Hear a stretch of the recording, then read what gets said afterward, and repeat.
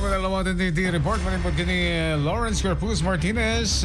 Lawrence, iti report mo nga MDRRMO San Nicolas magipagpaset iti National Resiliency Month. Pasok, Idol Lawrence. Yes, Idol Shanti, in Daul 1, the Municipal Disaster Risk Reduction and Management Office, iti San Nicolas. Ngayon Daul 1, ni Miss Rian Rolet Simon, iti Ride for Resilience, at mangipas mo da, iti kick-off ceremony da, iti National Disaster Resilience Month 2025, iti San Nicolas.